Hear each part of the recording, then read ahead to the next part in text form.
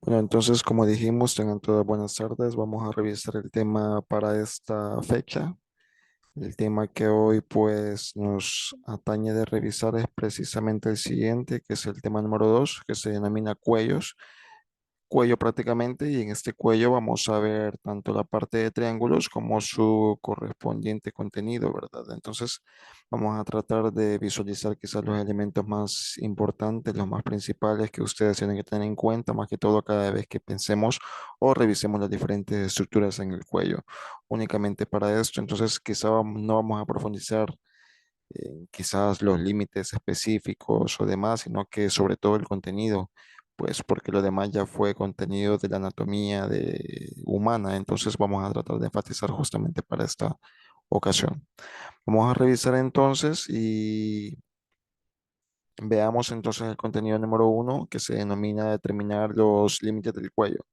Para esto, como le menciono, no vamos justamente, no me interesa que pues ustedes sepan definir cada pieza de cierto hueso o demás, ¿verdad? Yo creo que eso ya fue contenido más que todo de la anatomía humana. Entonces, lo que nos interesa es realmente saber las localizaciones específicas de dónde a dónde, a grandes rasgos queda esta gran zona que es la que nos interesa para el día de ahora. Primeramente la definición, pues ya sabemos, ya todos tenemos experiencia en que realmente para cuáles son las funciones asociadas a nuestro cuello o a esta zona. Pues ya les mencionaba, el cuello es precisamente esta zona de transición que justamente va a llevar aquí. Espero que me vean el puntero, el movimiento. Usted ve la imagen, pues está perfectamente centrada en lo que es realmente esta región denominada cuello, ¿verdad? Sí. Vea entonces que tiene prácticamente en la parte superior toda la cabeza, ¿sí? O la base del cráneo, prácticamente que es su límite, justamente. Y finalmente su límite inferior va a ser justamente el principio de la parte inferior, directamente a la clavícula, ¿verdad? Que ya sabe que son dos clavículas, una por cada lado, una de la izquierda y una del derecho. Entonces, justamente entre esa zona intermedia se encuentra toda esa región que nosotros denominamos cuello. Como usted sabrá, usted ve aquí a través de esta imagen, pues se la ha puesto un poco incoloro, un poco translúcido. Usted sabe que a través de esta gran estructura muy importante pasan elementos de todo tipo, ¿verdad? Que usted puede encontrar en cualquier parte del cuerpo. Usted encuentra los principales órganos o las vísceras, que quizá no vamos a tocar tanto en este tema teórico, pero sí en el laboratorio. Usted puede ver, por ejemplo, la tráquea, parte del tubo digestivo, que obviamente pasa detrás de toda la vía respiratoria, en donde se encuentra el esófago, la faringe, y los cuales vamos a desglosar en el laboratorio. Usted puede ver la tráquea, o sea, el inicio prácticamente de la vía aérea, alcanza a ver algunas estructuras óseas, como por ejemplo la propia columna vertebral, específicamente la zona cervical, que es la que nos va a servir de sostén y de soporte justamente para esa zona. Correspondientemente, por supuesto, cada vez que usted se va yendo más superficial, encuentra los diferentes tejidos blandos, entre los cuales pues destacan quizá los músculos, que son los más conocidos. No vamos a tratar de enfocarlo tampoco en el apartado muscular, pues vamos a dejarlo un poco de lado para esta ocasión, pero pues usted ya sabe que algunos de los principales músculos, de los más fuertes, se encuentran justamente en esta zona, pues porque necesita un soporte y prácticamente una consistencia o resistencia para que esta zona de transición siempre esté adecuadamente estructurada, ¿verdad? Entonces, y con el soporte suficiente para poder justamente soportar el peso de todas esas estructuras que tienen tanto por arriba, ¿verdad? Que serían todas las estructuras craneales. Entonces, veamos, usted puede ver en la imagen algunos puntos de reparo específico. Le mencionaba la parte inferior de la base del cráneo. Justamente usted puede dimensionar allá por la parte anterior, justamente de estos límites, prácticamente el borde inferior de la mandíbula. En la parte trasera es prácticamente la protuberancia occipital. Y en una superficie un poco más o una localización un poco más medial, pues la apófisis mastoidea, que mencionábamos que era un punto de reparo fácilmente palpable que se encuentra por detrás de la oreja. Esto es en base a los límites superiores, ¿verdad? Donde inicia el cuello en pocas palabras, ¿verdad? Justamente es en la base del cráneo. Usted se toca en la base del cráneo, usted se va a sentir todo ese borde, todo ese filo que llega desde la parte delantera hasta la parte trasera, desde anterior hacia posterior, y usted puede ver que todo eso hacia abajo, hasta que va a empezar prácticamente la abertura, la cavidad torácica, hasta esa zona, donde usted puede también visualizar en esta superficie o en este borde inferior. Usted ya sabe que le mencionábamos al principio que la clavícula va a ser prácticamente ese borde o esa limitante inferior, usted puede ver ahí prácticamente todo el borde inferior de la clavícula y puede llegar a ver incluso la apófisis espinosa de la séptima vértebra cervical, que es el punto de reparo, un punto de protuberancia que usted fácilmente se puede palpar y es justamente entre los límites que se encuentra directamente esta gran estructura. Le voy a ir colocando abajo la bibliografía específica donde usted puede revisar justamente el contenido, lo puede extender, ¿verdad? Pero quedémonos con lo básico.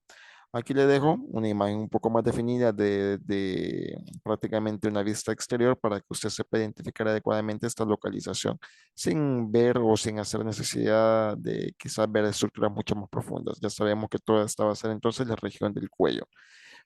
Aquí le dejo y para seguir, pues antes de pasar los siguientes contenidos u objetivos, recordar quizás unos componentes o unas estructuras anatómicas sumamente importantes para poder tener una mejor referencia. Quizás esto va a ser un poco más a manera de recordatorio. Recordemos algunos de los principales músculos, en este caso se lo ve para el cuello el músculo esternocleidomastoideo, que usted lo ve prácticamente en movimiento a través de este GIF. Se lo voy a regresar para que lo pueda volver a ver. Y ahí está. Usted ve el movimiento de la función de la que está encargada justamente para estos movimientos o estos diferentes movimientos de extensión, flexión que prácticamente todo su cuello puede realizar. De los músculos, o mejor dicho, el músculo más fuertemente implicado para soportar toda esta resistencia, ¿verdad? Usted recuerda que son dos diferentes tipos de bordes o dos cabezas de las cuales se originan una parte external, una parte clavicular y finalmente la apófisis mastoides, precisamente de ahí viene su nombre, externo cleidomastoideo, ¿verdad? Por sus lugares de orígenes y su lugar en común de inserción. Ahí se lo dejo en otra imagen en color verde para que usted visualice mejor este contenido, o mejor dicho, toda la zona que abarca. Otra estructura importante es el músculo trapecio. Recuerde que estas se encuentran directamente en el dorso, en la zona de la nuca, prácticamente la zona posterior del cuello, por así mencionarlo, la nuca.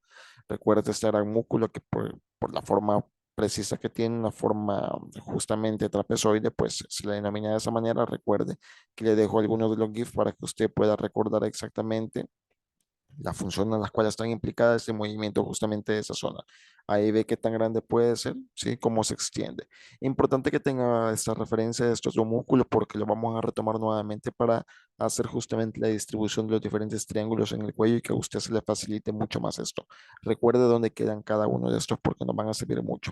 Otra estructura importante es el hueso yoides. Recuerde que este hueso yoides no es parte de la columna vertebral, ¿verdad? Algunos lo confunden directamente en el laboratorio con las diferentes vértebras, pero recuerde que no es una vértebra, ¿verdad? Es un hueso prácticamente que se encuentra flotante.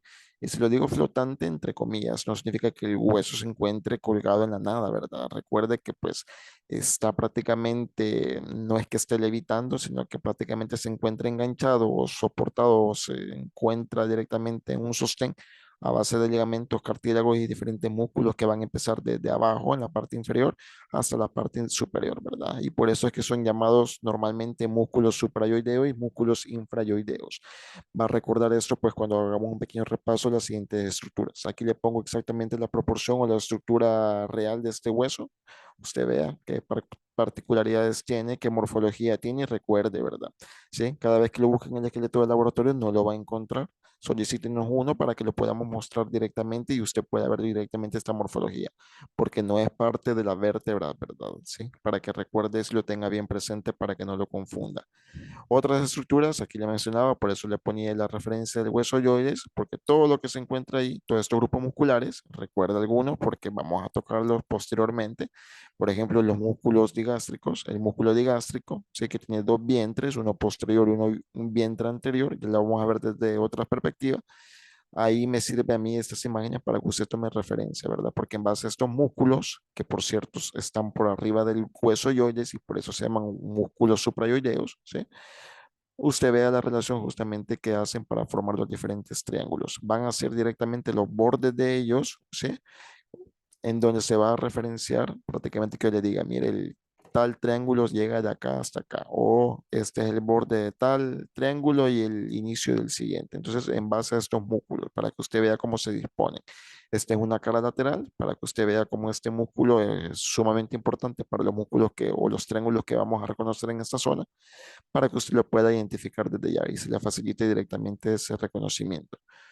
Vamos a ver qué más tenemos. Tenemos también, así como tenemos la región suprayoidea, tenemos también infrayoidea. Aquí sigue estando el hueso yoides, pero recuerda que los demás músculos que van a nacer justamente por debajo se originan o se insertan por ahí, pues a eso denominamos región infrayoidea, ¿verdad? Porque está por debajo del hueso yoides. Algunos ejemplos prácticos, los más conocidos que usted puede llegar a conocer el día de mañana, que revisemos las piezas en laboratorio, el músculo tiroideo, ¿sí? Incluso el nombre de todas estas zonas de músculo le da referencia de dónde a dónde va cada uno de esos músculos para que no tenga dónde perderse. Tiroideo significa que pues, justamente ha iniciado o se origina directamente de una porción de la tiroides hasta directamente insertarse en una porción del hueso yoide, ¿verdad? Y así específicamente con cada uno de ellos. Sí, aquí hay una pequeña corrección, no es estenotiroideo, sino que es esternotiroideo, de esternón, ¿verdad? Porque empieza en el esternón y directamente termina en las porciones, en una de las porciones de la tiroides, la glándula tiroides, o del, perdón, del cartílago tiroides. Entonces, importante que tenga justamente este patrón de reconocimiento en cuanto al nombre, ¿verdad? Porque le da bastante de referencia. Sí, para que lo tenga presente. ¿Qué más vamos a revisar? Aquí le dejo otra imagen para que usted siga viendo esta relación. Ahí están los dos vientres que estábamos mencionando del músculo digástrico y por eso es que se llama digástrico de dos, ¿sí? Porque tiene dos diferentes vientres, uno anterior y uno posterior. Y en base a eso usted puede empezar a ver de ya algunos de los principales triángulos que vamos a mencionar. El submentoniano, el submandibular, son algunos ejemplos, ¿verdad? Recuerda que el submentoniano siempre va a ser impar. Ya vamos a revisarlo con más detenimiento. Aquí está el contenido 2. Ahora sí, vamos a definir los principales triángulos, tanto el triángulo anterior y posterior, y por supuesto las subdivisiones de estos dos. Lo que más me interesa que usted reconozca es principalmente la división de los dos principales triángulos, el anterior y el posterior. Pero para eso vamos a tener justamente una estructura de referencia que es de las que ya mencionamos. Y a partir de eso, una vez que usted ha resuelto cómo se localiza el triángulo anterior y cómo se localiza el posterior, ahí va a empezar a subdividir cada uno de estos dos triángulos, ¿verdad? Importante que parta desde esta idea, ¿sí? Vamos a mencionar también el contenido básico en que donde usted puede llegar a encontrar cada uno de estos triángulos y por supuesto lo que me interesa es que sepa qué estructuras importantes de la zona del cuello pasan o están transitando directamente justamente adentro de cada uno de esos triángulos. Vea esta imagen que le pongo acá, es una imagen de referencia para que usted me sepa distinguir únicamente, y le digo de momento únicamente, los dos principales triángulos, el triángulo anterior, que se lo he colocado en color azul o en color celeste, como usted quiera verlo, y el triángulo posterior justamente en color verde. Para que usted vea, hay una estructura de las que acabamos de hacer mención, recordar prácticamente, que es prácticamente el músculo esternocleidomastoideo, ¿verdad? Ese gran músculo usted tiene que tenerlo de referencia porque todo lo que encuentre por delante de él, por así mencionarlo, para hacérselo fácil, para que vea que no hace falta definir todos los límites específicos, sino que en este caso nos sirve únicamente de referencia el músculo esternocleidomastoideo. Usted vea toda esa parte, lo que le corresponde al triángulo anterior. Y todo lo que esté por detrás de él, por supuesto, va a ser el triángulo posterior. Borde, ¿verdad? Adelante del borde anterior, el músculo esternocleidomastoideo va a encontrar prácticamente el músculo anterior, perdón, el triángulo anterior. Y por detrás del límite o justamente perdón, de ese preciso límite posterior del músculo esternocleidomastoideo, ¿sí? Por la superficie posterior o borde posterior, perdón, ahí va a encontrar directamente el triángulo posterior, ¿sí? Esos dos principales triángulos me importa que usted sepa reconocer antes de ponerse a buscar todos los demás. Aquí están los demás, las subdivisiones, pero ya vamos a hacer mención de ellos, para que vea que ellos son subdivisión únicamente del triángulo anterior y aquí hay otros triángulos que son subdivisión únicamente del triángulo posterior. Lista, entonces tiene que ir a buscar el músculo esternocleidomastoideo. Él le va a dar la referencia necesaria para saber si está hablando de los anteriores o de los triángulos posteriores. ¿Qué más tenemos? Aquí tenemos esta imagen. Aquí le dejo la bibliografía y directamente aquí, por ejemplo, se lo he abreviado. Si se lo abrevio de esta manera es porque ya se lo puse de forma completa en alguna diapositiva anterior. Este es directamente la anatomía con orientación clínica, ¿sí? Ahí lo puede revisar, un MUR, la MUR, la que ustedes ya conocen. Y aquí les pone un esquema bastante bonito, ¿verdad? Bastante identificativo, bastante didáctico, en el que usted puede ver todo esto prácticamente identificado por diferentes colores, para que usted sepa identificar adecuadamente cuál es el contenido y de dónde a dónde llega cada uno de esos diferentes triángulos. Eso me interesa. Vamos a revisar entonces para que usted vea cada una de estas porciones está dividida por colores. Aquí de entrada, con este cuadro que les dan, esta esquemita que les digo que está bastante interesante, no quiero que se vaya a confundir cuando usted lea la palabra región y cuando lea la palabra triángulo, que son dos cosas muy diferentes. Región es, por decirle así, la zona, ¿verdad? La zona, ¿sí? Una zona, ¿sí? Aquí se le ponen, por ejemplo, la región cervical posterior. Es toda esta zona. Pero esta zona no es un espacio, por así mencionarlo. No es como que estemos hablando de un triángulo que está delimitado, ¿verdad?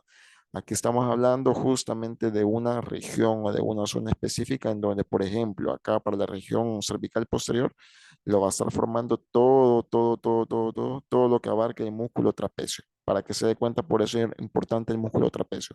Aquí le pongo de referencia, mire, también se lo han puesto en color morado para que vea que él está formando prácticamente la región cervical posterior. O sea que cuando usted toca el músculo trapecio, usted está tocando la región cervical posterior y los respectivos triángulos están por delante de ese borde. ¿Sí? Esa es la diferencia entre un triángulo y una región. Región puede estar completamente llena de una estructura como tal, ¿verdad? En este caso, el músculo trapecio para la región posterior. Igualmente aplica la región cervical anterior, ¿verdad? Para que usted vea ese macizo de músculos que se encuentra ahí, todo lo que esté por delante del músculo esternocleidomastoideo, eso se va a catalogar como región cervical anterior, ¿verdad? Que es prácticamente el contenido de músculos y los diferentes triángulos que usted puede encontrar. Ya no es solamente el triángulo, ¿verdad? Sino que es los triángulos que usted encuentra adelante o los anteriores, ¿sí? Con la sumatoria de todos los músculos que usted puede llegar a encontrar ahí, ¿sí? Son diferentes cosas, regiones totalmente diferentes a triángulos. Y ya llegado pues a triángulos, ahí me estoy refiriendo a una zona delimitada. Son triángulos pues porque por supuesto tienen tres diferentes superficies. No quisiera decir superficie, ¿verdad? Sino que quisiera decir líneas demarcadas. Entonces, tomemos uno, por ejemplo, el triángulo occipital, ¿sí? El color celeste, el número 2 que está por acá. Mire, ¿sí? Una figura triangular prácticamente. Algo más triangular, más específico, por ejemplo, el triángulo homoclavicular o triángulo subclavio, ¿verdad? Para que usted pueda ver, aquí se encuentra en color verde, ¿verdad? Tiene tres líneas, ¿sí? Que están formando un triángulo. Hay otros, como por ejemplo este, que no forma un triángulo perfecto. Obviamente que no, ¿verdad? Sí, ya parece más una figura romboidal o demás, pero pues mejor este de ejemplo, ¿verdad? Pero para que usted vea que la mayor parte de morfología que realizan son prácticamente triángulos, ¿verdad? Entonces, por eso, son tres diferentes estructuras que van a estar delimitando cada uno de sus bordes. Entonces, a eso quiero ver con triángulo. Y si es un espacio, ¿sí? Delimitado por tres estructuras, aquí tiene una estructura, aquí tiene otra estructura y aquí tiene otra estructura. Adentro, obviamente, va a encontrar un espacio vacío, por así mencionarlo, y ese va a ser directamente el espacio al que nosotros vamos a llamar directamente como contenido, ¿verdad? No, no es que el espacio se llama contenido, sino que obviamente al ser un espacio que esté teóricamente vacío, por adentro tienen que pasar o estar en su camino de movilización o de ramificación o de drenaje o demás, diferentes estructuras, ¿verdad? Como por ejemplo arterias, venas, nervios o cualquier otro tipo de contenido en forma de estructura, ¿verdad? Eso es lo que va a estar pasando por cada uno de esos triángulos. Tomemos un ejemplo, por ponerle algo, ¿verdad? El triángulo occipital, ¿por qué cree que se llama así el triángulo occipital? El triángulo occipital se denomina así, pues porque la arteria occipital aparece justamente en su vértice, acá, en el vértice del triángulo.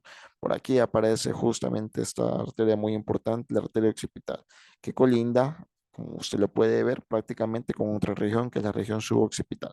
Occipital ya sabe que es todo lo posterior, ¿verdad? Al cráneo. Entonces, para que se dé una idea de por qué se empiezan a llamar así.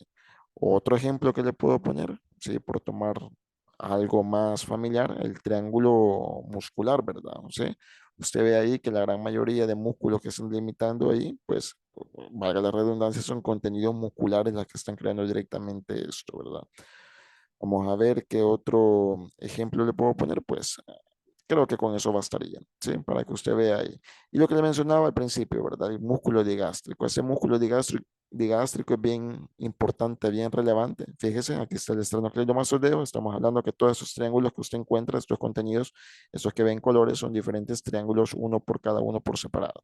¿sí? Entonces, vea, por ejemplo, este en color rosado, ¿sí? Este es el famoso triángulo submandibular porque está por debajo de la mandíbula, y el que está por delante de él, el triángulo submentoniano porque está por debajo del mentón, ¿verdad? Para que más o menos se guíe en cuanto a los nombres, ¿verdad? No es tomarlos o ponerles el nombre por cualquier cosa, ¿verdad? Lo primero que se me ocurra, sino que pues se guían más que todo sobre la región. Entonces, vea este rosado, ¿sí? Bien delimitado por precisamente estos musculitos, los dos vientres, ¿sí? Los dos vientres del músculo digástrico. Y como está delimitado por los dos vientres del músculo digástrico, tanto el vientre anterior como el vientre posterior, es precisamente que he llamado también, o como sinónimo, triángulo digástrico, para que usted vea los ejemplos en cuanto a los nombres. Entonces, espero haber quedado claro, quizás para no confundirlo, ¿verdad? No confunda las regiones, ¿sí? Que son esas que están con letras en mayúsculas, ¿sí? No los confunda, ¿verdad? Usted puede tomar incluso esos ejemplos que tomé, el literal B le mencionaba, el literal D. Hay otras regiones, ¿sí? Ya vio acá, la región suboccipital. Incluso todo el espacio que me está ocupando el músculo esternocleidomastoideo, a veces se le denomina como región precisamente del esternocleidomastoideo, porque es la región que está cubriendo ese músculo en específico. Entonces, a eso quiero llegar. Un triángulo va a tener contenidos, ¿sí? Va a haber contenidos porque hay un espacio en ese triángulo. Entonces, ahí va a buscar justamente las diferentes estructuras que necesito que, pues, más o menos usted memorice por lo menos una o dos estructuras por cada triángulo, ¿verdad? Porque eso es lo que realmente nos interesa. Aquí le dejo el cuadro resumen para que usted vea precisamente estos contenidos, ¿sí? Que puede llegar a encontrar en cada uno de esos triángulos o regiones, ¿sí? Para que usted vea la diferencia clara entre uno y otro, que espero pues haya quedado claro. Le dejo también otra imagen de reconocimiento, ¿sí? Si ya ocupábamos quizás más los esquemas a forma de dibujo, a forma de quizás eh, desgastar o retirar algunos tejidos, pues aquí le dejo cómo se vería una imagen visto desde prácticamente el medio externo, ¿verdad? ¿Sí? Mire cómo se ven las diferentes regiones con sus diferentes triángulos y usted podrá notar que igualmente se aplican estos principios, tanto de regiones como de triángulos. Ese músculo, recuerde, el músculo platisma, ya lo vamos a tocar dentro de las diferentes fases. Mire qué tipo de contracción le da o más que todo para qué le puede servir, ¿sí? Es un músculo que llega hasta la región del cuello, pero no es que se encargue de movilizar el cuello como tal. Este es clasificado como un músculo de la expresión facial. Ustedes que conocen bien los músculos de la expresión facial, pues tendrían que saber que realmente este músculo, a pesar de estar en el cuello, es realmente para hacer ese tipo de muecas. Pero es importante pues tener el sumo cuidado que pues si se llegase a desgarrar o, o tener algún daño, pues no se puede suturar así como así, tiene que ser por un especialista pues, porque puede dañar fácilmente las diferentes ramas y ocasionar quizás unas arrugas permanentes en el cuello. Pero lo que yo quiero llegar es que es un músculo de la expresión facial, no es un músculo que se encargue de movilizar justamente el componente del cuello, ¿verdad? Para que lo tenga bien presente.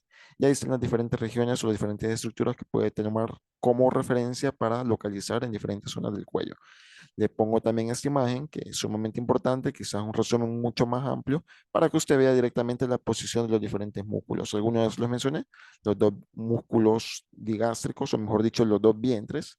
Mire, vientres, pues, ¿por qué? ¿Por qué les decimos así? Porque se crean como dos pancitas. No es que sean dos músculos que uno tenga un origen diferente y el otro es diferente, ¿verdad? Sino que es un mismo músculo que está pasando directamente por una zona en la cual se hace una tróclea, por así decirlo, o como que si fuera una especie de polea. Entonces termina acá y nuevamente vuelve a reiniciar. Esos son los dos vientres, ¿verdad? Téngalo bien presente porque es otro músculo que también nos sirve como una referencia bastante clara. Puede encontrar el músculo amiloidoideo, ¿sí? Que también es bastante importante para esta sección, para que no se pierda, y el músculo yogloso, que prácticamente forman prácticamente la cama del suelo de la lengua, ¿verdad? Sí, esa zona que usted puede localizar entre sus dos ramas de mandibulares. Tóquese toda esa zona abajo de su mentón, toda esa zona suave que usted tiene, prácticamente la cama que están formando esos músculos. Ahí le pongo igualmente el contenido y algunas de las principales estructuras que están surcando directamente esta zona. Mire acá, le pongo un esquema más preciso o quizás de forma resumida de todos los triángulos que acabamos de revisar. ¿Sí?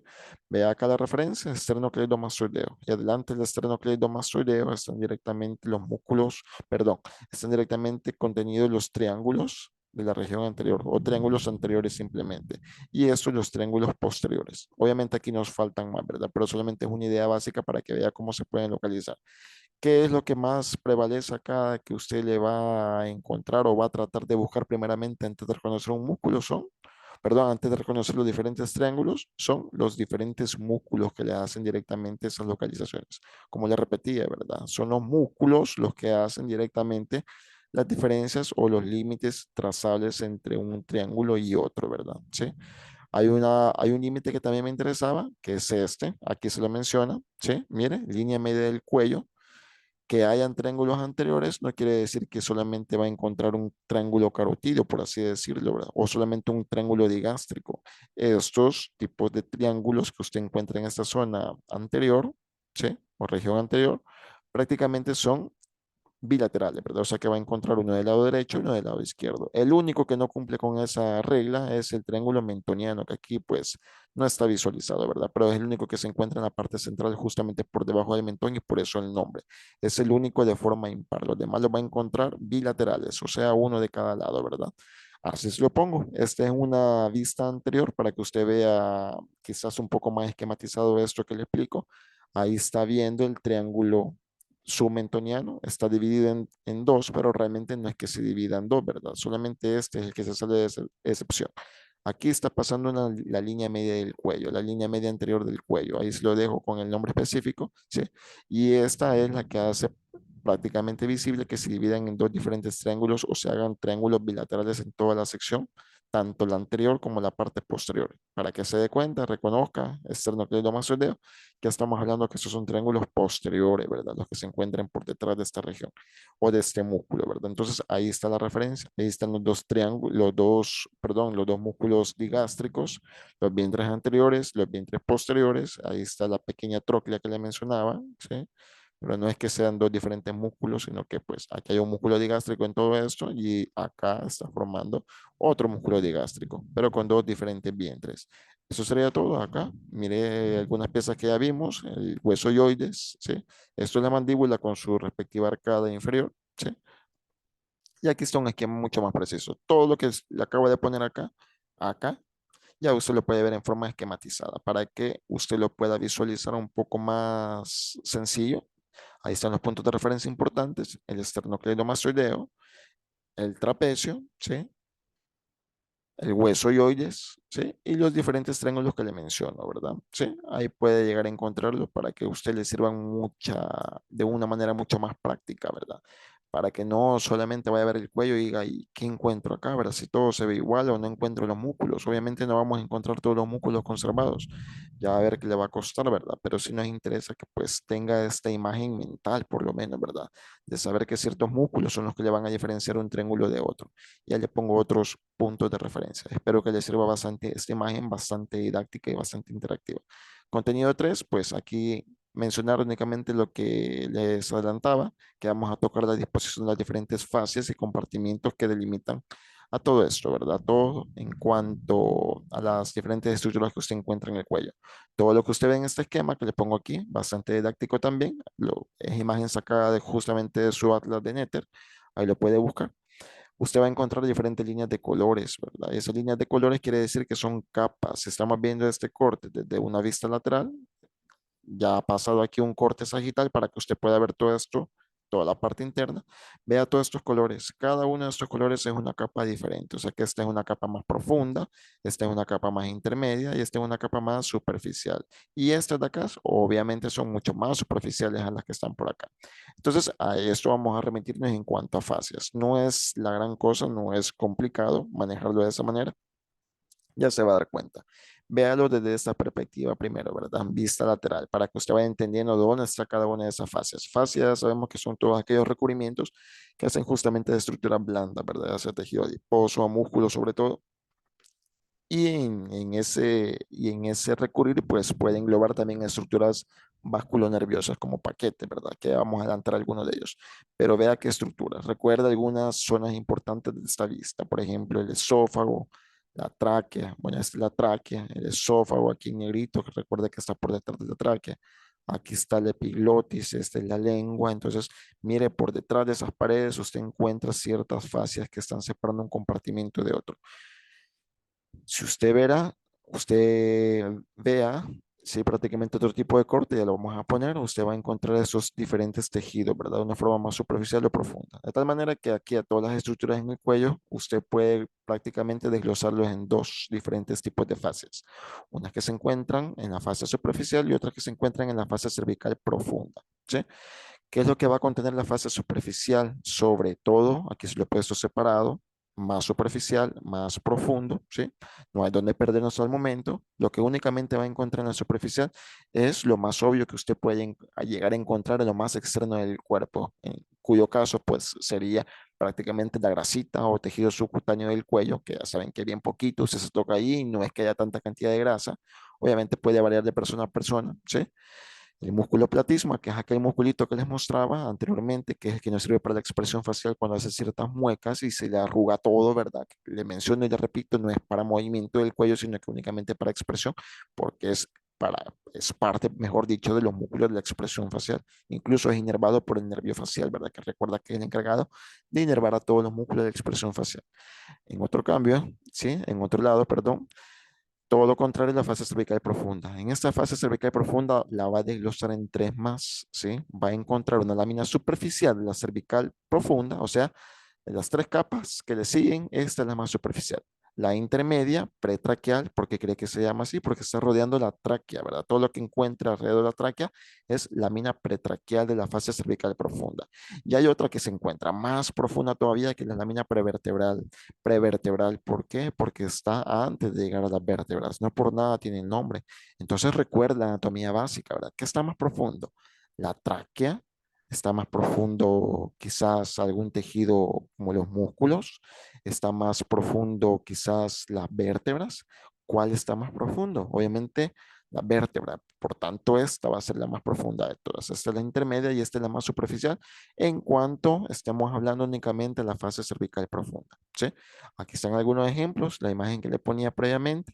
Mire, por ahí decirle algo, esta es la prevertebral, la más profunda, ¿sí? Este es directamente la que le sigue, ¿sí? La intermedia, ¿sí? La que justamente estaba, aquí está, lo va a encontrar con el nombre de fascia alar, ya vamos a hablar de eso más adelante. Y la que está en color verde, pues se le menciona como la fascia bucofaringea o la fascia visceral, que prácticamente ya va a estar por detrás de la tráquea, por así mencionarlo, ¿verdad? Ya vamos a englobarlo mucho mejor.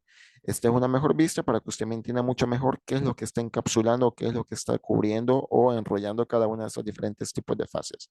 ¿Qué puede llegar a encontrar? Mire, este es un corte transversal. ¿A dónde ha sido cortado este corte? Aquí le pongo el ejemplo, ¿sí? Mire, a esta zona más o menos, donde está viendo pasar el corte, ¿sí?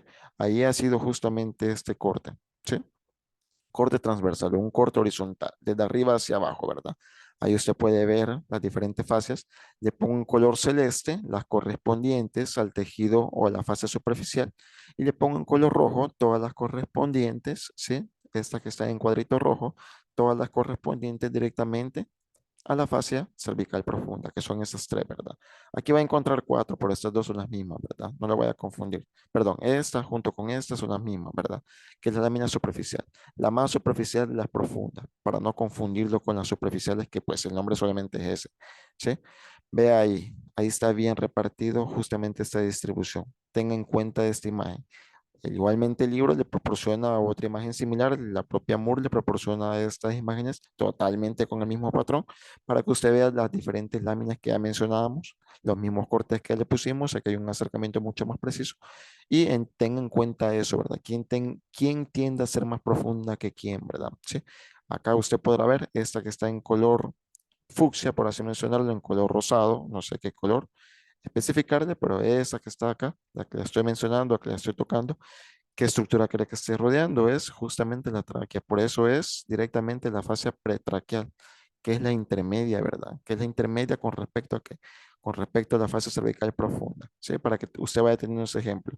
Mire la prevertebral, que es toda esa amarilla, prevertebral, porque está antes de llegar a las vértebras. Igualmente acá, aplica el mismo concepto, ¿verdad? ¿Sí? Vaya viendo por colores porque ahí está bien entendido. Únicamente es eso, ¿verdad? Saber de dónde, quién es más profunda, quién es más superficial, eso nos interesa nada más. Y qué tipo de contenido puede llegar a encontrar en cada una de esas diferentes fases o diferentes estratos. El contenido 4 es explicar la vaina carotídea y su contenido. Aquí volvemos a caer quizás en una de estas partes. Si usted es un poco más minucioso, podrá ver que la vaina carotídea le empezaba a mover desde acá. Este es el mismo corte, mira a qué nivel estamos acá, ¿sí? Entonces, toda la parte delantera, esta parte anterior, es esta parte anterior, ¿verdad? Aquí donde estaba pasando la tráquea. Esto que está acá, en la tráquea, aquí está la tráquea.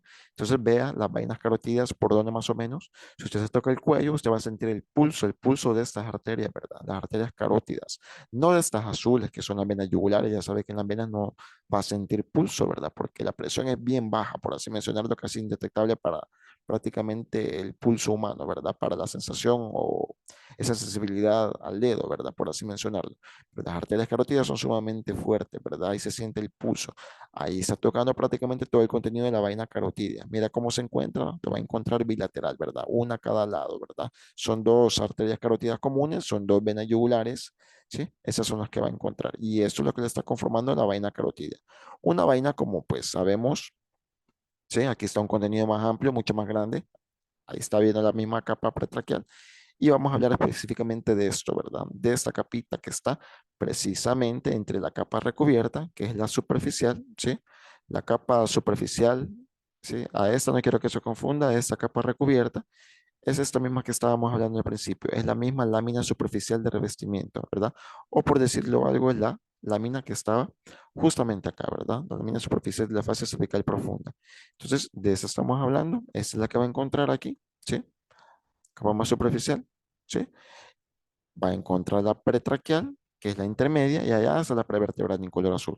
Entonces, entre la prevertebral, la pretraquial y la superficial, ¿sí? Profunda, entre esas tres, usted va a encontrar esta otra fase, que está como intermedia a esas tres, por así mencionarlo, ¿sí?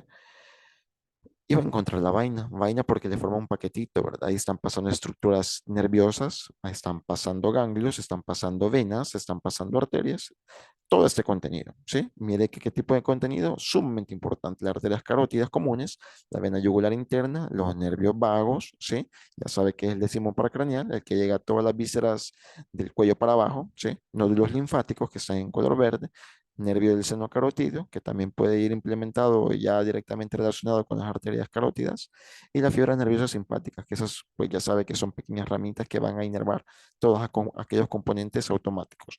El concepto que le da es que es un recubrimiento tubular facial que se extiende desde la base del cráneo hasta la raíz del cuello, ¿sí?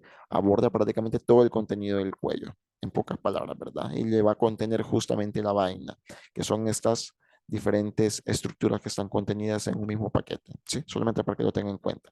Recordando dónde ha sido el corte, mira, aquí está el corte, ¿sí? Para que usted vea y lo entienda.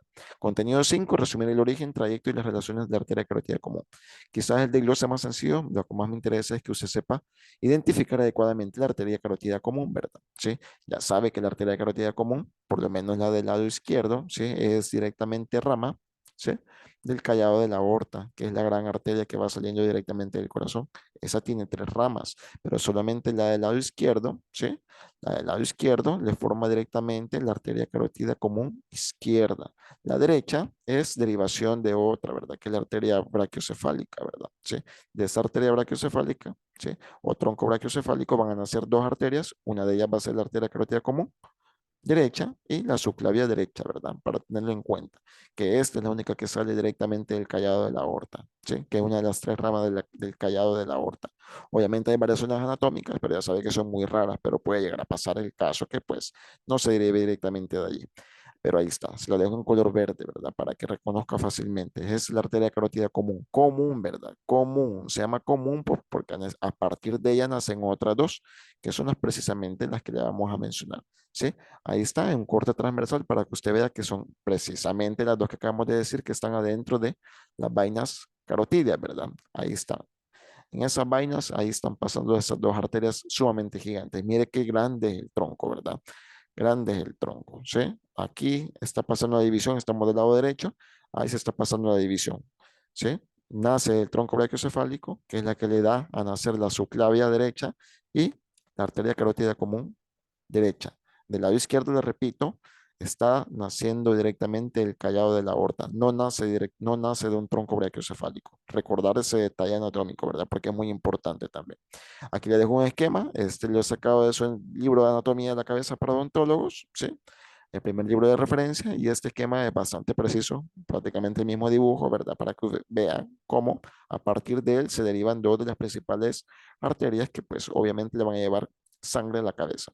Sangre a la cabeza le llegan prácticamente por dos sistemas, por las mismas carótidas, que se llama sistema carotidio, y hay otro sistema que es el sistema vertebral, que prácticamente es el que va subiendo ahí por todas las apófisis, o mejor dicho, por estos agujeros que están a los costados de las vértebras, ¿verdad? Sí.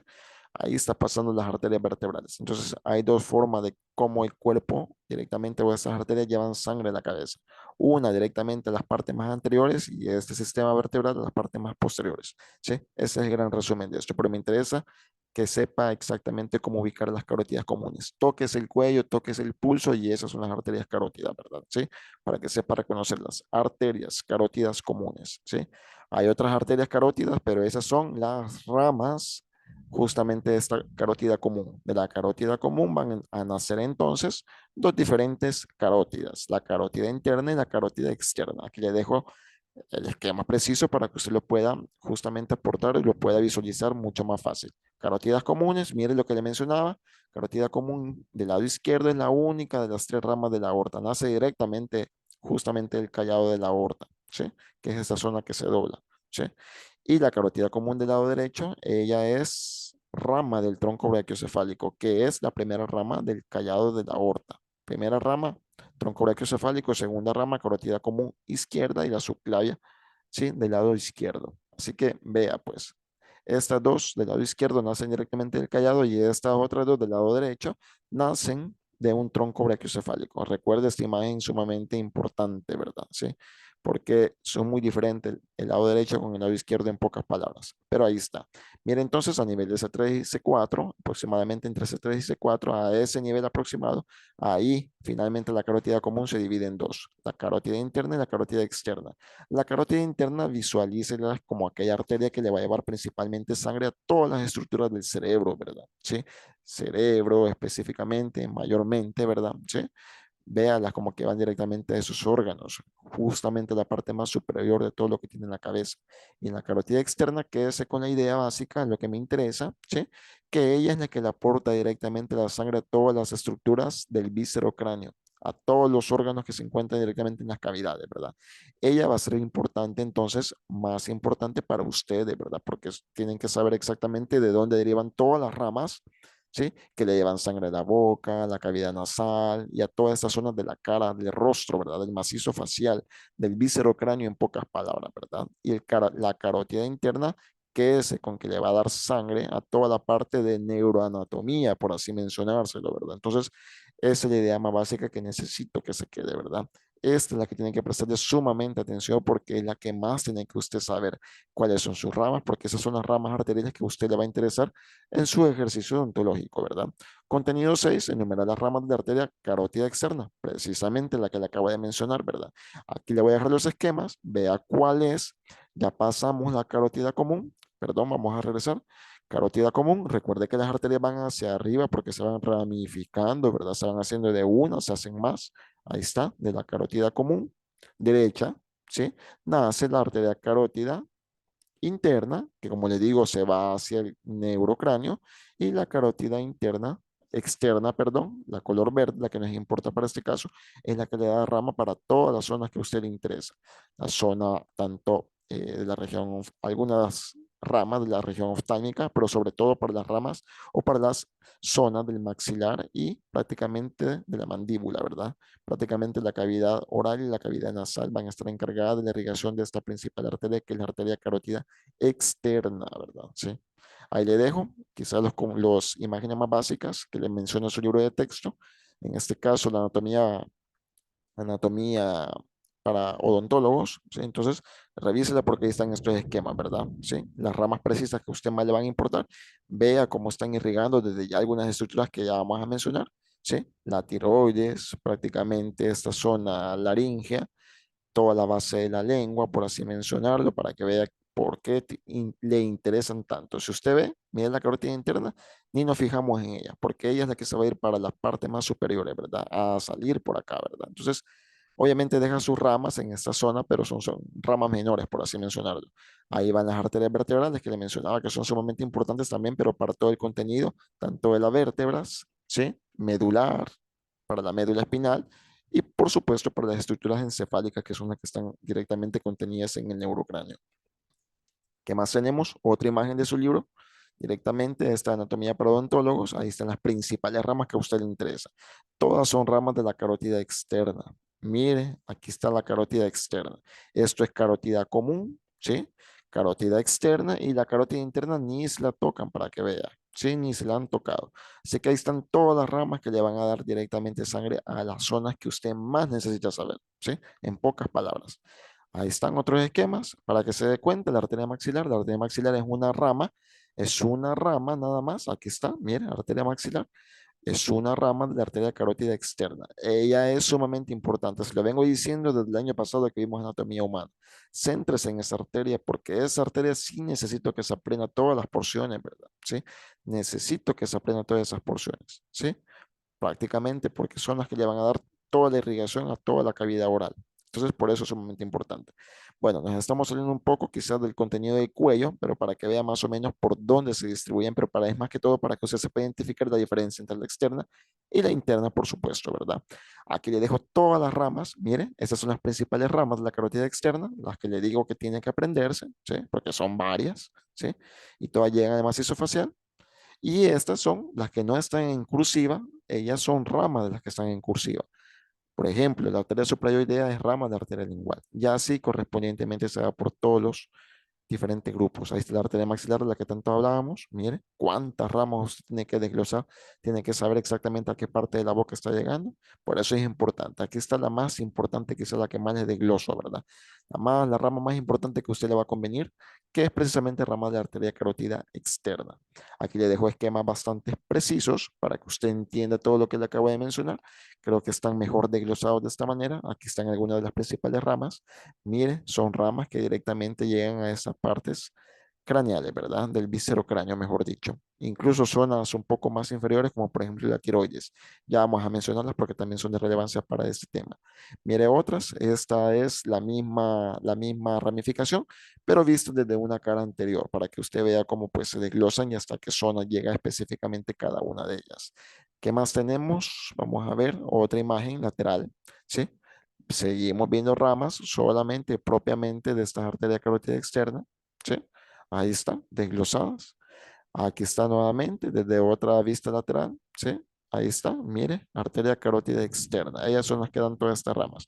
Por supuesto, hay unas que dan unas ramas más externas. Vea estas, por ejemplo, la auricular posterior, temporal superficial, ¿sí? Que se quedan un poco más superficiales con respecto a todas aquellas que tienen que entrar a las cavidades, ¿sí? Y aquí está el resumen final, ¿verdad? Mire, carótida externa. También tira ramas hacia abajo, ¿verdad? Hacia el cuello, ¿verdad? Que son las que nos interesan para el tema del día de ahora. Y precisamente son las que van a estar encargadas, mire, por ejemplo, tiroidea. ¿Por qué cree que se llama tiroidea? Porque son las que le van a dar directamente una parte de la irrigación a la gran glándula tiroides, que vamos a mencionarla. Ahí están otras ramas bastante importantes. Mire la última imagen que le tengo acerca de esta arteria carótida externa. Aquí le dejo justamente esta división, ¿sí? Para que vean que pues comprende una gran cantidad de divisiones, ¿verdad? Ahí le dejaba esos cuadros, ese listado que ya vio que es sumamente extenso, pero sí me interesa que la maneje adecuadamente. Contenido 7, describir el sistema venoso superficial y profundo del cuello. Ya sabe que todo lo que acabamos de mencionar es irrigación, esto es drenaje. Para este caso, únicamente vamos a enfocarnos quizás en la parte de venas superficiales, o sea, todas aquellas venas que quizás van a sacar o drenar todo el contenido de sangre ya utilizada, rica en dióxido de carbono, que únicamente se queda a nivel de piel y a nivel de músculos superficiales, incluso tejido adiposo hasta ahí, ¿verdad? ¿Sí? Las profundas, por supuesto, van a llevar otra categorización, y por tanto son estructuras que drenan, estructuras mucho más profundas por obviedad, ¿verdad? Venas superficiales, las que más destaco, las que más necesito o preciso que usted pueda identificar adecuadamente, la vena yugular externa, ¿sí? Vea dónde circula y la vena yugular anterior, ¿verdad? Como le digo, en conjunto, pues drenan quizás las estructuras un poco más superficiales, ¿verdad? ¿Sí? Tejido adiposo, piel e incluso algunos contenidos directamente que se quedan en esa zona, ¿verdad? ¿Sí? Del tejido superficial.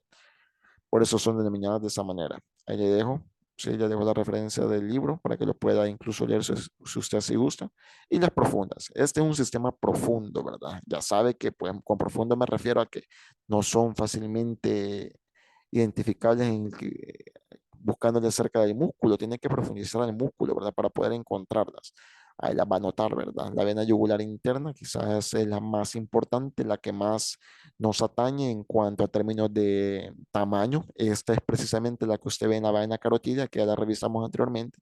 Es ella la que usted ve, la vena yugular interna, la que está pasando a la par de la carótida común, ¿sí? Dentro de la vaina carótida, por eso el tamaño, ¿verdad? Sumamente grande. Recuerde que aquí se han desembocado diferentes ramas, no quiero decir ramas, sino que confluencias tributarias, ¿sí? Mejor dicho, todas estas venas finalmente han desembocado en esta gran vena yugular interna, para que vea pues cómo se compone.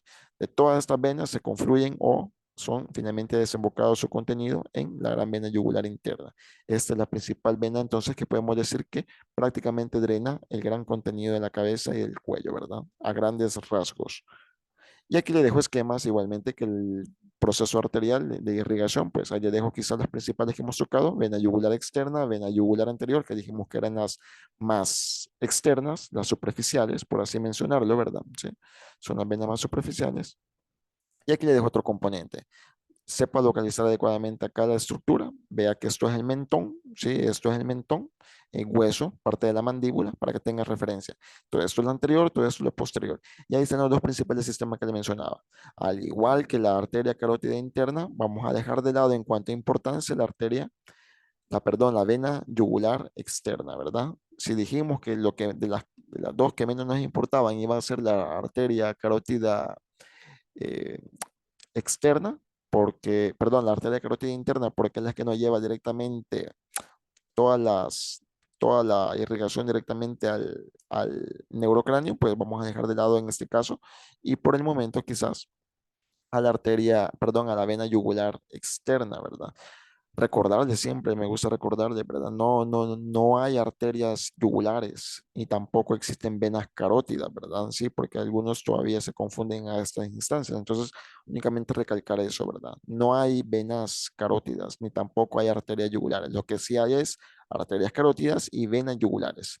La B con la Y, ¿sí? Y la A con la C, para que recuerdes esa mnemotecnia, ¿verdad? Entre letras parecidas o cercanas, por así mencionarlo, porque es usual que confundan las yugulares con las carótidas. Recuerde que aquí no va a sentir pulso, ¿verdad? Aquí no se siente el pulso, donde se siente el pulso son en las carótidas, ¿verdad? Para que tenga bien presente eso. Aquí recuerde que el sentido es hacia abajo, porque estas dos confluyen, ¿verdad? ¿Sí? Aquí se une la vena yugular interna junto con la vena subclavia para formar el tronco brachiocefálico venoso, cosa que en el lado de las arterias es al revés, ¿verdad? Del tronco, el tronco brachiocefálico nace la vena carótida común del lado derecho junto con la arteria subclavia del lado derecho. Vea que, pues, para las venas, recordando ese principio básico, es todo lo contrario, ¿verdad? Sí. Ahí están las principales ramas no, confluencias. Quiero regresar y repetir, ¿verdad? Confluencias, estamos hablando de venas. Creo que en este esquema, vamos a colocarlo acá. Bueno, creo que aquí les fallé con este esquema. Bueno, no, ahí está. Ahí están las diferentes desembocaduras, como le digo, ¿sí? De las dos venas yugulares, la formación de las dos venas yugulares junto con la subclavia le forman los troncos brachiocefálicos venosos, tanto derecho como izquierdo, ¿verdad? Entonces, estos dos troncos venosos van a desembocar en la gran vena cava superior. Y la vena cava superior junto con la vena cava inferior, que vienen desde las partes inferiores del cuerpo, por lo menos debajo del tórax, hacia abajo, ellas dos le llevan directamente la sangre venosa a la aurícula derecha y así empezar un nuevo ciclo, ¿verdad? Sí, recuerde, este es el apartado de venas. Ahí le dejo. Aquí le dejo otra imagen para que recuerde todo lo que hemos repasado. Sí, yo creo que son bastante didácticas estas imágenes, estas animaciones, para que a usted se le quede mucha menor, eh, complejidad los contenidos que más me interesa que se le queden, ¿verdad? Revíselas una y otra vez antes de leer quizás su manual de práctica o su práctica directamente, pues para que se le quede mucho más fácil, ¿verdad? Y recuerde que los nombres van en concordancia con las zonas cercales que quedan, ¿verdad? Mire el labial inferior porque está obviamente cercano al labio inferior. Y así, por supuesto, ¿verdad? El septal porque está cerca ya del septo, ¿sí? Y así perfectamente usted se ubica por cada una de esas diferentes denominaciones. Aquí está un poco más acercado, mire, siempre estamos viendo el ángulo de la mandíbula, aquí estamos viendo la rama, aquí estamos viendo la parte inferior, ¿verdad? Ahí estamos viendo justamente parte de lo que ya vimos en una parte más amplia. Ya la siguiente, esta, es más, con más zoom, ¿verdad? A esta zona específica. Repásela, pero las dejo desde diferentes perspectivas para que usted vea que, pues, dónde confluye cada una y quién es confluencia de quién en el apartado de Contenido 8 me pide escribir la arteria subclavia, aquí quizás las principales ramas. Recuerde que la subclavia, pues como le mencionaba, rama del tronco brachiocefálico, ¿sí? Del lado derecho por lo menos, la subclavia izquierda, así como le ponía la regla de las carótidas, igualmente se cumple la regla de las subclavias. La subclavia del lado derecho nace del tronco brachiocefálico arterioso del lado derecho, ¿sí? No hay un tronco brachiocefálico del lado izquierdo, sino que pues la subclavia nace directamente el callado aórtico o arco aórtico, ¿verdad? Entonces, ella, la subclavia, sus principales ramas, o por lo menos las que más nos interesan para este caso, son esas tres: la arteria vertebral, la arteria torácica interna, el tronco tirocervical, el tronco costocervical, la arteria dorsal de la escápula. Son las principales que nos atañen o que nos van a servir directamente para saber, pues algunas de ellas pues nos proporcionan irrigación para zonas específicas del cuello, más que todo la zona más baja o a la raíz del cuello, por así mencionarlo. Por eso es que la mencionamos, porque ya sabemos que la gran arteria subclavia pues está encargada de llevar la zona, más que toda la parte superior del tórax, ¿verdad? Pero hay ciertas ramas, como alguna de ellas, que le llevan directamente sangre a esta base del cuello. Por eso es que más o menos se tocan en el laboratorio, ¿verdad? Ahí le dejo un esquema más preciso, un poco más detallado con estas ramas. Búsquela cada uno por separadas porque ahí va a encontrar todas, ¿verdad? Las que acabo de mencionar. Esta, ¿verdad? Búsquelas por separado, ¿sí? Recuerde que aquí está la clavícula, perdón, la costilla, ¿sí? Para que sepa que están por arriba de la primera costilla. Ahí le va a empezar a buscar esa división. Tronco brachiocefálico derecho, y ahí es la división. Es la arteria carótida común, lado derecho, y es la arteria subclavia. Que la misma arteria subclavia, recuerda que pasando cierta estructura, pues la segunda porción ya va a empezar a denominarse de otra forma, hasta convertirse en arteria axilar y luego en arteria braquial, ¿verdad? Eso es proporciones, ¿verdad? Dependiendo qué zonas estén pasando. Veamos entonces, aquí le dejo, ¿sí? Lo que le mencionaba, y aquí le dejo el esquema un poco más específico, ¿verdad?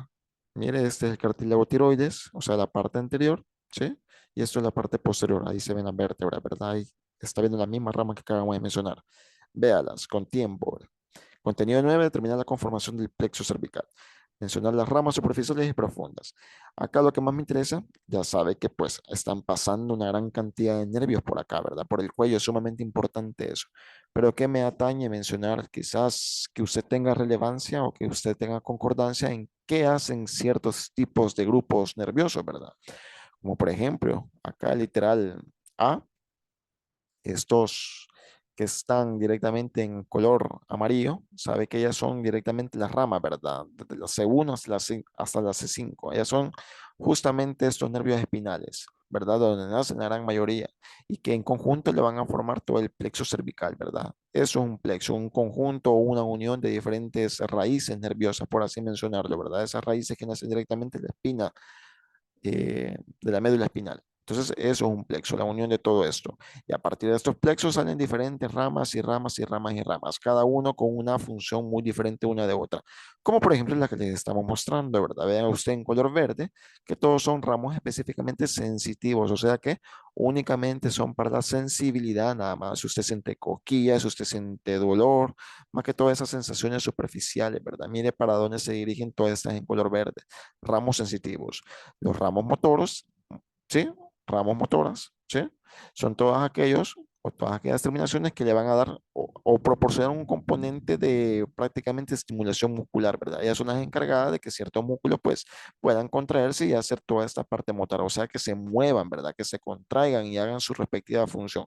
Es muy diferente en los motores, con respecto a lo sensitivo. Con lo motor se mueven cosas, se mueven músculos, porque eso es lo que se mueve, músculos, ¿sí? Porque son ellos los que se activan. Con lo sensitivo usted siente las sensaciones, cosquilla, calor, ¿sí? Quemazón, todas esas sensaciones, ardor y demás, ¿verdad? Eso es sensitivo, muy diferente uno del otro. Y en color anaranjado le pongo los principales nervios craneales que pasan por esta zona.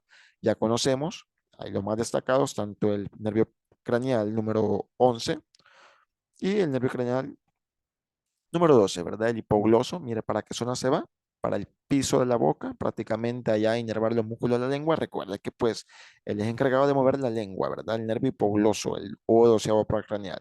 Y el nervio, el número 11 es el nervio espinal que se encarga principalmente de los músculos prácticamente del dorso del cuello, ¿verdad? Él es el que le da prácticamente inervación para la parte motora, tanto de los músculos del cuello, ¿verdad? Y sobre todo los músculos que tienen esa región un poco más superior del tórax, ¿verdad? Entonces, para mover hombros y demás, él es el que le sirve. Entonces, eso es lo que me interesa, que tenga en cuenta las diferentes, quizás, funciones asociadas a todos esos diferentes nervios que estén pasando por esta zona.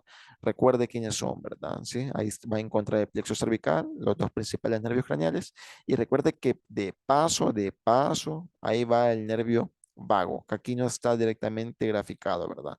Quizás en su componente bibliográfico usted va a encontrar otras ramas, por supuesto que va a encontrar más, pero que quería centrarme en eso, que hay diferentes modalidades sensitivas, ¿verdad? En las que el nervio va a hacer diferente función, partes motoras, partes sensitivas, partes mixtas, en otros casos, por ejemplo, los nervios craneales, que no son todos, por supuesto, y ahí quizás están los principales o algunos de los quizás podamos lograr ver el día de mañana, ¿verdad? Miren, que son las ramas más superficiales, la auricular mayor, que se ve como que si fuera una orejita, ¿verdad? O como que si fuera un anillito, por así mencionarlo. Vamos a tratar de buscarlo y así correspondientemente con cada uno de ellos. Contenido 10, enunciar la posición, forma y irrigación de la glándula tiroides. Eso es rápido, ¿sí? Ya sabemos que la glándula tiroides es una glándula endocrina, ¿verdad? Que le va a producir ciertas hormonas, las famosas hormonas tiroideas, ¿verdad? La T3, la T4, la TSH, bueno, la TSH, ¿sí? Esa es la hormona que llega a la tiroides con tal de que esta puede producir la T3 y la T4, ¿verdad? Sí, T3 y T4 son abreviaciones.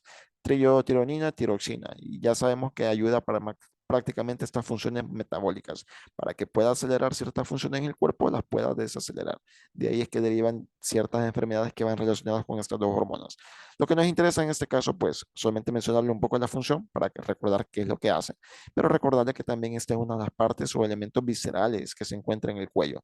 Por supuesto, hemos dejado de lado varias cosas que pasan por el cuello, ¿verdad? Ya sabe que por el cuello pasa la vía respiratoria, ya sabe que pasa por ahí la vía digestiva, está pasando la faringe, está pasando el esófago, ¿sí? Prácticamente ahí es el lugar donde se hace de esófago se convierte, perdón, de faringe se convierte esófago, pero por supuesto adelante también está la vía aérea. Entonces, todos estos son elementos viscerales, ¿verdad? Que usted va a tener añadidos a todos los componentes que ya vimos, a los vasculares, donde encuentra las arterias, las venas, el componente nervioso, que ya vimos más o menos cómo se desglosa, y por supuesto son todas estas vísceras, ¿verdad? Esta cuenta como una de estas, de estas vísceras, ¿verdad? Sí, la glándula tiroides, sí, ya sabe que la consistencia o la palpación es suave, ¿sí? Ahí está la morfología que tiene, es lo que me pide el objetivo, como que si fuera una H, por así decirlo, como que si fuera una mariposa, por ponerle un ejemplo, de esa forma tiene, ¿verdad? ¿Sí?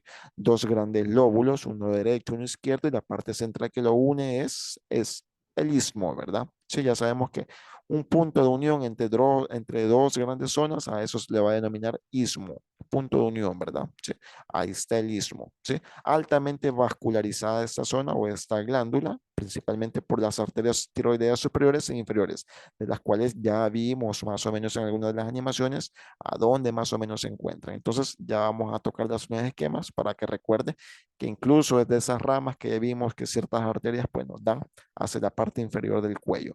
Ya vamos a revisarlo. Ahí está más o menos a qué nivel se ubica, entre C5 y T1 aproximadamente, por ahí la va a llegar a tocar. Usted se puede tomar como referencia también los cartílagos, tanto el cartílago tiroides, ¿sí? Y el otro cartílago que es el cricotiroideo, ¿verdad? Para que vea ahí justamente el cartílago cricoides, perdón, que es donde mayor prominencia de encontrar en cuanto a los hombres. Ahí por esa zona se ubica directamente. Es fácilmente reconocible en el cadáver. Ahí se va a dar cuenta, ¿verdad? ¿Sí? Por favor, eso también, aunque no es parte del objetivo, pero mencionar que pues hay otras glandulitas que están justamente pegadas en la parte posterior. Por eso es que le pongo esta imagen que se rota para que usted vea que hay cuatro glandulitas más. Sí, estas cuatro glandulitas se encuentran por detrás de la glándula tiroides. Miren la parte posterior. Por eso es que el elemento gira, ¿verdad? Ahí están cuatro glandulitas más que son las famosas glándulas paratiroideas o paratiroides simplemente. Paratiroides, para de que se encuentran a los lados, por así decirlo. Pero aquí no es realmente que se encuentren en los lados, sino que realmente están pegadas directamente al tejido tiroideo. Sumamente importante para funciones de regulación de ciertos electrolitos, ¿verdad? Como por ejemplo el calcio, ¿verdad? Sí, fósforo y demás. Pero esto es parte de otro tema, ¿verdad? Más que todo fisiología. Luego vamos a llegar a tocar ese apartado en otra materia. Pero de momento esto recordar únicamente. Es bien difícil poder llegar a observarla, ¿verdad? Hay que verla desde atrás, ya va a encontrar prácticamente esa parte pegada, ¿verdad? Pero saber únicamente que ahí se encuentran. Aquí está lo que le mencionaba, la irrigación justamente de esta zona. Miren quién le da justamente esta irrigación. Parte de ella, precisamente, estas que vienen directamente de la parte inferior, provienen directamente de la arteria subclavia, ¿sí? La tiroidea inferior y la tiroidea superior, lo que le mencionaba, venía directamente de una de las ramas de la carótida externa. ¿Ve? En la que bajaba. Parte superior, ramas de la carótida externa, parte inferior, ramas de la arteria subclavia. Por eso es que tocamos la subclavia, para que vea que hay ciertas ramas que le dan irrigación directamente a estructuras vasculares, perdón, a estructuras viscerales que se encuentran directamente en el cuello. Ahí está. Por eso tocábamos esas dos principales arterias. Y finalmente el contenido número 11 era resumir el sistema linfático tanto superficial como profundo del cuello. Algo parecido a cuando hacíamos esa variación de vena, ¿verdad? Aquí hay dosis, hay que hay varios sistemas, tanto el superficial como el profundo, pero pues quizás aquí lo que más me importa es que usted sepa localizar o tener en cuenta que hay diferente gran cantidad de ganglios, ¿sí? Por supuesto de vías linfáticas, recordando que toda aquella vía linfática es aquello que le transporta una gran cantidad de leucocitos, ¿verdad? En pocas palabras, la linfa, ¿verdad? Que su mayor contenido es rico en leucocitos y otros tejidos o otros líquidos serosos, ¿sí? Prácticamente, entonces es lo que está transportando todas aquellas células que están protegiendo su sistema inmune, ¿sí? ¿Ha notado usted que para ciertas enfermedades se le hinchan todos estos ganglios, ¿verdad? Dependiendo de dónde esté. Por ejemplo, para que vea aquí, aprovechemos la imagen, si llegas a tener algún tipo, ¿sí? de cáncer tiroideo, estos ganglios son fácilmente reactivos, ¿verdad? Si hubiera un cáncer localizado acá, se esté desarrollando, quien va a detectar una normalidad directamente en ese tejido son directamente estos ganglios que están cercanos, se hinchan, ¿verdad? Y suelen ser dolorosos, ¿verdad? Normalmente, incluso para, no nos vayamos tan lejos, para cáncer, ¿verdad? ¿Sí? Vayámonos para las faringitis, esas faringitis que nos dan bacterianas, a veces virales, ¿verdad? Sobre todo las bacterianas que hinchan bastante los ganglios. Usted se toca los ganglios que se encuentran en la parte inferior de la mandíbula y va a encontrar que esos ganglios se encuentran bien hinchados, ¿verdad? ¿Sí? No confundir, por favor, estos ganglios linfáticos con los ganglios nerviosos. Son cosas muy distintas. Uno es tejido nervioso y este es tejido linfático, ¿verdad? Tejido nervioso ya sabe qué es lo que hace, ¿verdad? Tejido nervioso es puramente todo lo que hace directamente una orden, ¿verdad? ¿Sí? Lo que manda a movilizar un músculo o lo que o aquellas zonas que justamente preservan o concentran todas las funciones sensitivas, ¿verdad? Eso es un ganglio nervioso, muy diferente a esto. Estos son los que se hinchan en infecciones, ¿verdad? Ante cualquier proceso viral o sobre todo los bacterianos. Son los que se hinchan ya sea en las axilas, en las ingles y más que todo, pues poniendo como referencia a estos.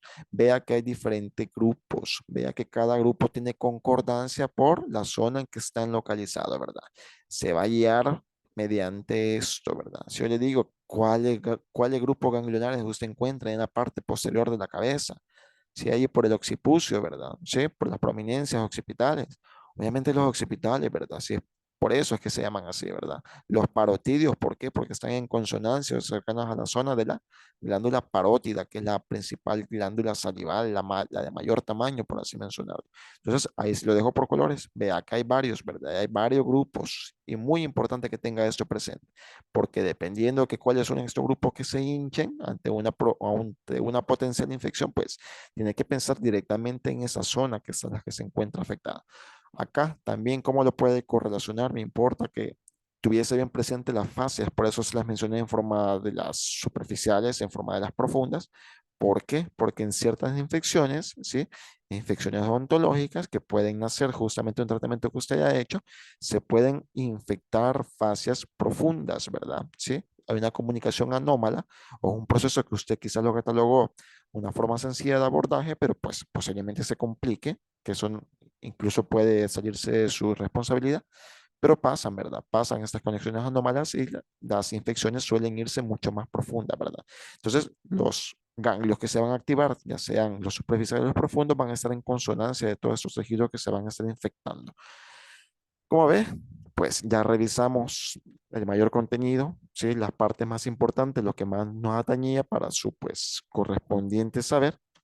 Ya vimos que pues el cuello no es una estructura irrelevante, es sumamente importante, ¿sí? Ya sabemos que tiene una gran estructura funcional, sobre todo mencionar, pues olvidé mencionar al principio que a pesar que tiene huesos, pues no tiene una barrera de protección adecuada, por eso es bien frágil, ¿verdad? Entonces, tampoco es normal que usted vea movimientos como el que está viendo a continuación, ¿verdad? Sí, cierta película, ¿verdad? Movimientos son antinaturales, por eso sabíamos que era el diablo, ¿verdad? Entonces, obviamente, pues es bastante frágil y hay bastantes estructuras que usted puede dañar fácilmente, ¿verdad? Cuando le quiebran el cuello a una persona que cree que es lo que pasa, que cree que fue lo que se dañó, obviamente lo que uno tiene que pensar primeramente es que se cortó la médula espinal, ¿verdad? Todo aquel contenido nervioso que está pasando adentro de las vértebras. O, en cuyo caso peor, pues se parta. Obviamente no va a ser peor, ¿verdad? Eso lo lleva directamente a la muerte en muchos casos, pero hay otras estructuras bien frágiles, como por ejemplo los grandes vasos que ya revisamos, las carótidas, las venas yugulares, ¿sí? Y sobre todo la complejidad de todos los nervios que estén pasando por esa zona, que ya vio que hay varios nervios craneales que pues pasan incluso hacia las zonas del cuello. Entonces, pues, sin más saber, pues yo quedo a disposición de ustedes para cualquier consulta, eh, sugerencia o demás que usted guste realizar, pues aquí les queda mi correo. ¿Sí? La bibliografía, pues fueron los dos principales libros de consulta, Anatomía de la cabeza para odontólogos, Anatomía con orientación clínica, y ahí se dio cuenta que de vez en cuando ocupa alguna imagen del Atlas de Netter, ¿verdad? Ese ya sabe que siempre lo puede ojear, ahí va a encontrar las principales imágenes para que usted tenga una mejor orientación de cómo se ve tal estructura, ¿verdad? Ya sea un ganglio, ya sea una arteria, una vena, nervio, lo que usted quiera, ¿verdad? Siempre le dejo ahí el link disponible para que usted pueda descargar esta bibliografía del grupo que tenemos en Telegram. Así que pues cualquier duda o consulta ya sabe cómo me puede contactar y pues eso sería todo. Muchas gracias.